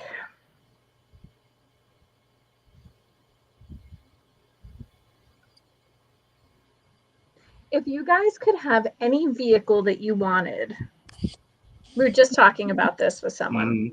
What vehicle would you want? Oh, does it have to be? Yeah, it'd be a Dodge Magnum for me. Dodge Magnum. Austin. I'm getting go back to me. I'm getting the exact name. Okay. Leora. Fully loaded black or silver Hummer. Ooh, you go, girl. Yeah. Start in the bottom corner. Well, thank you, top left host. Yeah, this is awesome. I'm going Lamborghini convertible. I wasn't talking about David, but okay. Thank you. Does it have to be real? You're gonna make up a car? I just really want Marty McFly's hoverboard. Oh, okay. You want a hoverboard? Okay, so what about a car though? Like a car or truck or motorcycle or Corvette? Definitely a Corvette. Nice. Black Corvette. Nice. Okay. Austin, have you? Yeah, mine would be a Maserati Ghibli or cherry red. So this is what I want to know. What is the thing with Maseratis that people love so much? Because they kind of just look like a sedan. Well, so a lot of them do, but the Ghibli looks more like a Jaguar and everything. But I like the body type. I like the shape. They only have this color in Maserati. It's a darker cherry red. It's so sexy. I'm looking at it now. It's so pretty. Yeah. Okay, they're not so sedanish. No, they've got a really good sporty look to it, but they got that. I mean, originally when I was first looking at them, I Maserati to begin with. Like the Gran Turismo, but it's a 2-seater, and I wanted something that's 4-seat. And the Quad Pro that's a sedan. That looks like a sedan. So that's what I chose. It's pretty. So that's my dream. I don't care about cars because you buy them off the lot, they depreciate. There's only a few that kind of, go up in value like that. I can't fix a car to save me, but if I had a dream car, yeah, I'd have one. Nice. To go along with my, Dodge Avenger SXT that's been paid for 8 years, baby. Woohoo! Love it. Nice. What about you, Maureen? I really like anything with an engine. I do, and I like to race, which almost got me into some deep shit on the weekend. Yeah, this kid was driving a BMW, and he had a license plate that said "Chase me." Uh-huh. Well, you'd be a fool to not take him up on that offer, clearly. Right? You're damn right. So he pulls up next to me and revs his engine as we're on our way to the beach. And one of our friends is in the back seat, sound asleep. Zach was sound asleep in the back seat, and our good friend Bryant, he's just like me. So he turns and he looks at me, and I looked back at him, and we're like, Let's rock. Pedal down. There was some traffic, and it was literally like a movie. I mean, like in and out of traffic. Now, wow. I don't drive a BMW. I drive a Durango, like a murdered out Durango. So it was game on. It was like doing 90. And it was like literally like off by a little bit with certain cars around. And this kid gets in to the outside lane, and I came in from the inside lane and then blew out through the outside lane. And Brian was just giving this kid this face. He was like, and we just like blew past him, and Bryant went like this, and I'm like this out the sunroof. Oh, that's so nice. You think it was number one? Yeah, I was number one. But like, I just like to drive. I like to go for a fast drive. I've always wanted to be a race car driver, and it never happened. But I think if I were to pick a car, I think it might be a Bugatti. Okay. Yeah. Okay. No, it wasn't a 2-lane highway. It was like I don't know if it was 3 or 4. I think it was like 4 lanes at this point. But people just don't know how to drive. And there were, we were going to Clearwater Beach, and they were doing under the speed limit, and then there were like cars next to cars, and then there were like little spots that you can get in and out. Yeah, So with her under the speed limit, it's more like 90 under the speed limit, right? No, they were doing like 20 in a 50, which is illegal. Really illegal. It's actually illegal, but I mean, like they were talking to their kids, they were sitting in their big minivans, and it was fun. I have to say it was fun. And I don't really do that, but this was fun. And the kid was just like devastated because he's got this little light BMW, and here I am in this, big, awesome Durango. So guys, if you were on a deserted island, what would you carry? One item. What would it be?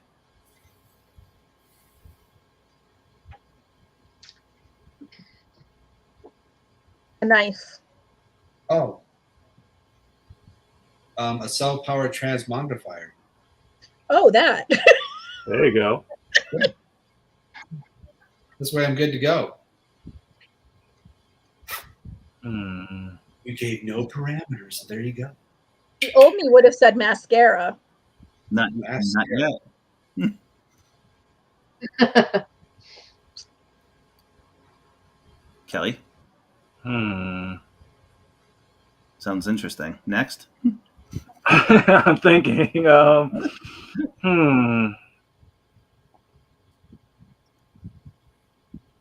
don't know, Sebastian. Probably Machete. Sebastian. Probably, definitely Machete. Either that or that bread from Lord of the Rings that expands in your stomach. Mm-hmm. Leora. 12-gauge shotgun. We're back to Kelly. What?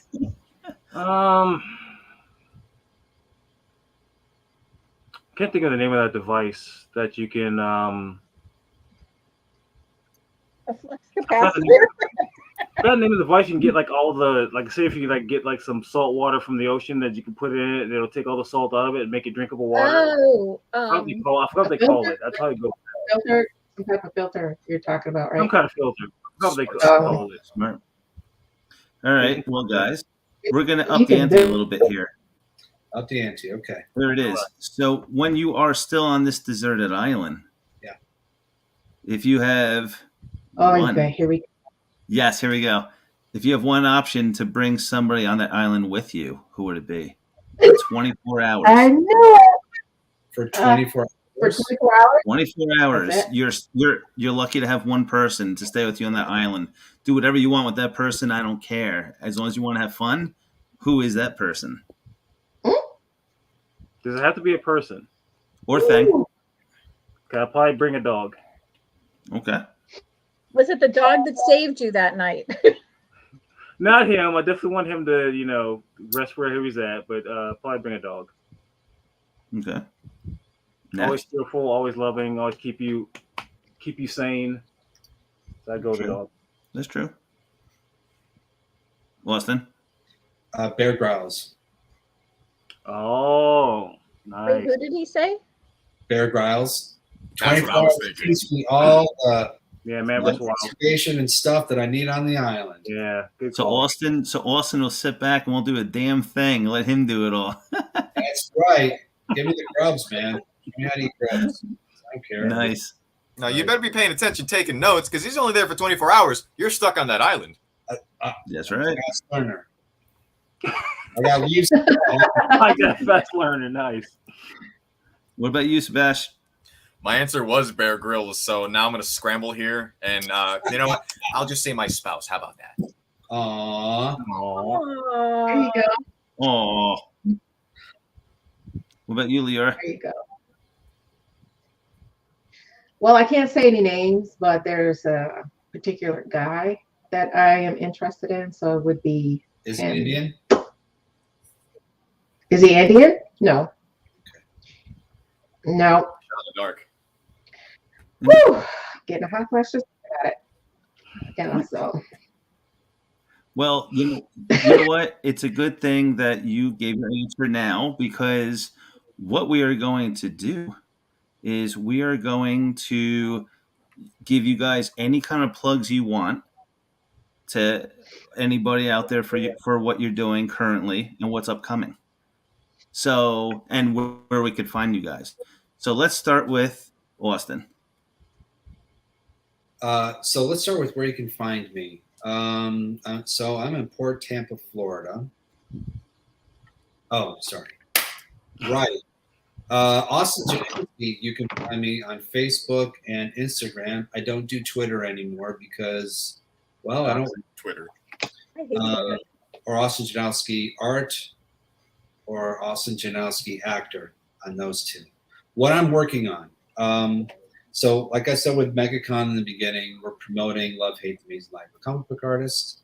Anyone who's going to the show, you can get some promo cards, you can get the QR code. What also I'm doing is I'm very proud to have directed and made a 30 for 30 style sports faith-based documentary on a Court of Legends high school basketball coach, Herman Valdez. And we talk about him, how he found his faith, and how that inspired him to create an offensive system called the Overload that made him one of the winningest coaches in South Tampa, but also is still being used by high school and college programs to this day, which is amazing. So that's actually going to be screening at Sunscreen Film Festival next month, which we're very proud of. And that started on the film circuit. And for comic books, Stanley you can find either in bookstores on redscout.com, or my zombie series is through Tin Sky. You can find it that way. And then I got a lot more comic book stuff going on, but we'll talk about once the contracts are signed. Celebrating 29 years. Hey, Austin, with your comic books, if anybody wants a copy, how can they purchase one? For Stanley, go to scoutcomics.com. If you don't want to go to a comic book store, you can order it from there.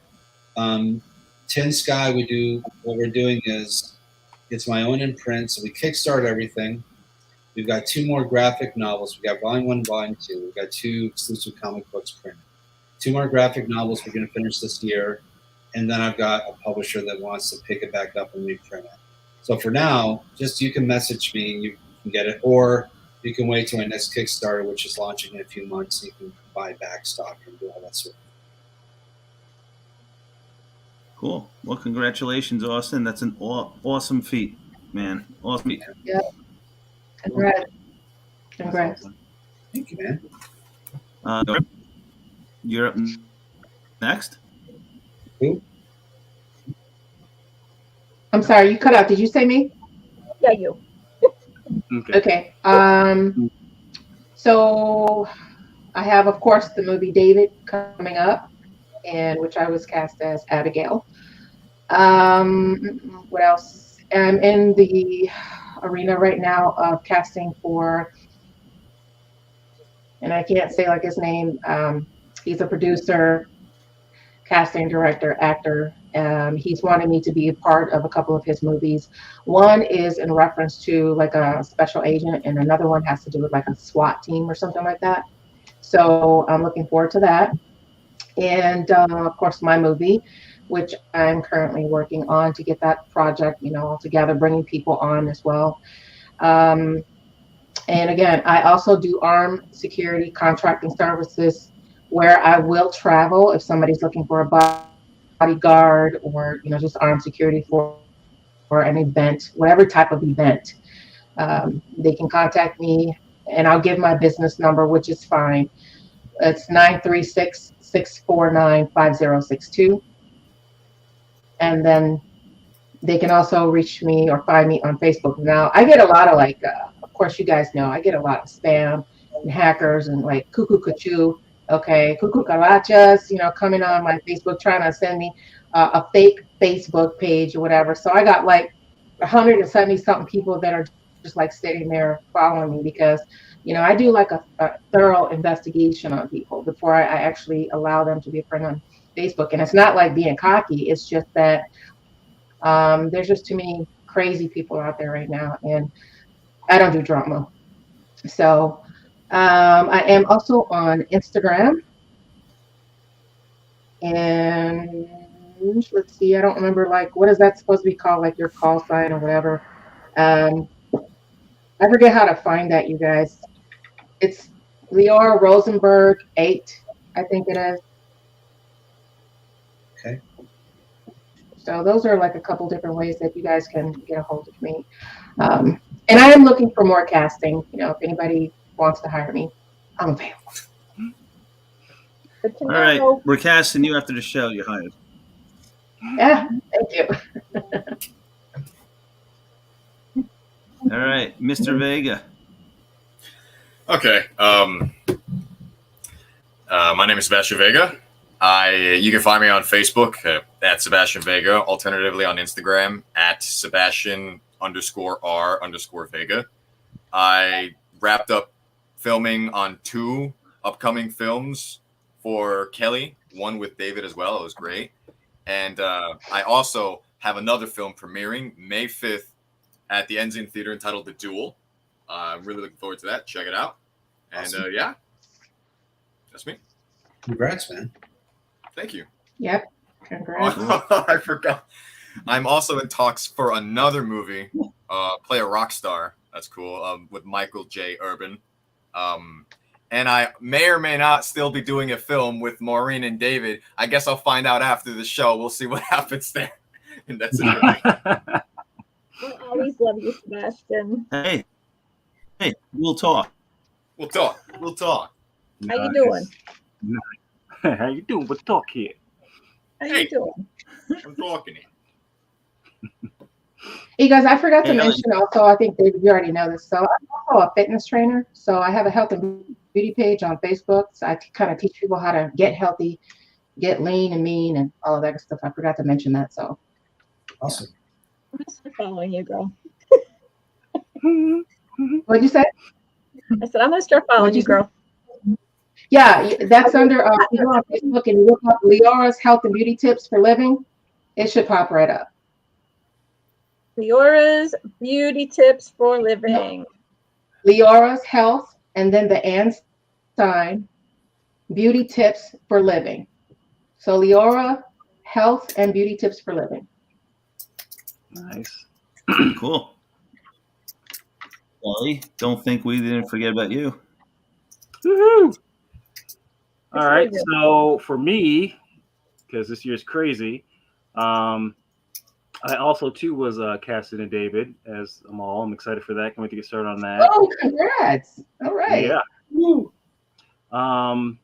We are in our last week of casting for 2 films, which David and Maureen are in Dresden Experiment and Paradigm Shift.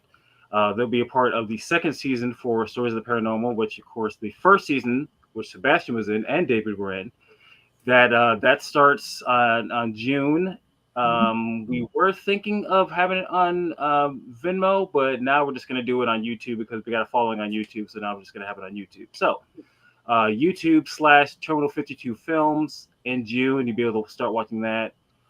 We just had a premiere this previous weekend for a miniseries called The Day We Met. It's getting a lot of great feedback. So if you want to check it out now, definitely go over to YouTube, Terminal52 Films, to check that out. We have a short film that we did in the OIF, which is the Orlando Independent Filmmakers, their challenge, the Legends Challenge, called The Pale Moon. That'll be premiering, I don't know when, maybe May, June, whatnot. What else we got? We got so much going on. It's crazy. Besides the 2 films, which are the first 2 episodes of the second season, we're going to be casting for the rest of the second season in July. If you guys want to contact me or anything or to see what I'm doing, go to my Facebook, which you'll just see Kelly Weaver. You see a picture of me holding a gun, of course, from a character I play. I don't do the gun thing. I just characters. If you want to check out my Instagram, it's Kelly Weaver 207. That just has a picture of me doing this portrait, so that's what you know. What else? I kind of like Austin. I'm about to get off Twitter. Twitter's just toxic, so I'm probably gonna stop doing that. I'm just gonna be strictly Facebook and Instagram and YouTube because Twitter's killing me anytime I go on there. And is that everything? That's all the way through the year? Yeah, that's everything. All right. Is that it? I think that's it. That's it. Like I said, a lot going on. Well, hey guys, Maureen and I would like to thank you for coming on our show. We appreciate every one of you, and you're all welcome to come back. And we're on every from 8 to Eastern Standard Time. We have a lot of fun stuff up ahead. So we thank you. We appreciate you. We're very proud of you guys, and we're very thankful to have you here. Anytime, please come back. It was really fun having you with us, and it was great getting to know you better with our questions. If you ever need anything, please contact us, and we were happy to have you with us tonight. Again, this is Uncensored with David and Maureen. We will see you next time. Have a great evening.